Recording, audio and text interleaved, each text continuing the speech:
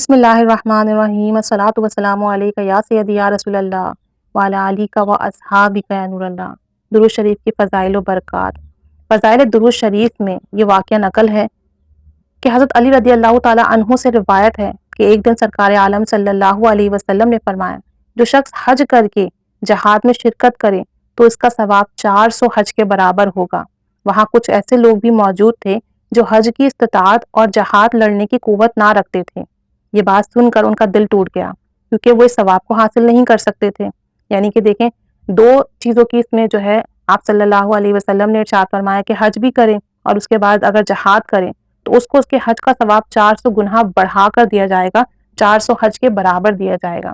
اب جو لوگ مالی تنگی پریشانی یا کسی بیماری کے شکار ہیں، وہ حج بھی نہیں کر سکتے، جہاد بھی نہیں لڑ سکتے، جسمانی طور پر کمزور ہیں تو جہاد بھی نہیں کر سکتے، اس پر ان صحابہ کرام کے دل ٹوٹ گئے کہ ہم اتنے بڑے اجر و ثواب سے محروم ہو گئے۔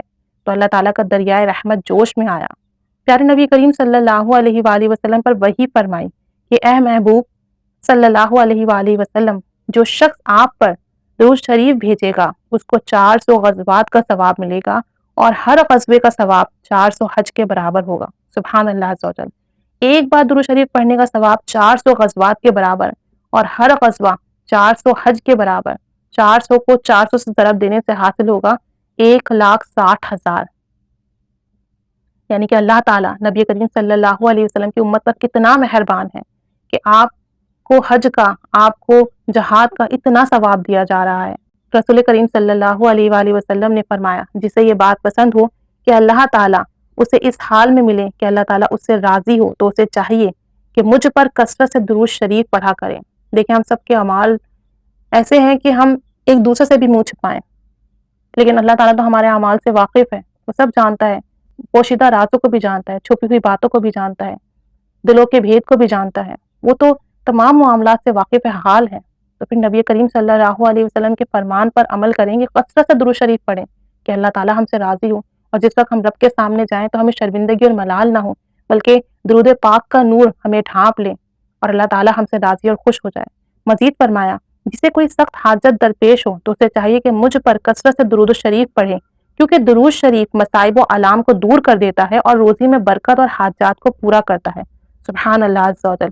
فضائل درود شریف، تو یعنی یہ آقا جان صلی اللہ علیہ وسلم کا فرمان ہے، ان کا دیا ہوا وظیفہ ہے کہ اگر امت کو کوئی پریشانی ہے، کوئی حاجت ہے، کوئی بیماری ہے، کوئی مسئلہ ہے، کوئی مصائب ہے، کوئی علام ہے، تو پریشان ہونے کی، گھبرانے کی ضرورت نہیں، درود شریف کا سہارا لیں، درود پاک کثرت سے پڑھیں، محبت سے پڑھیں، ادب سے پڑھیں، اور پھر اللہ سے دعا کریں۔ انشاءاللہ اس کی برکت سے حاجات پوری ہوگی، رزق و مال میں برکت ہوگی، اور تمام مسائل حل ہو جائیں گے، تمام کام سنور جائیں گے، گناہ مٹ جائیں گے۔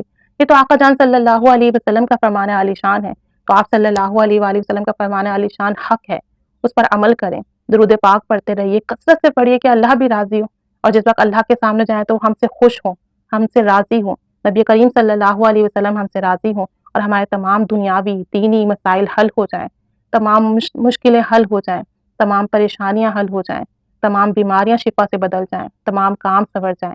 آپ صلی اللہ علیہ وسلم پر درود و سلام پڑھنا دونوں جہاں کی خیر کا باعث ہے۔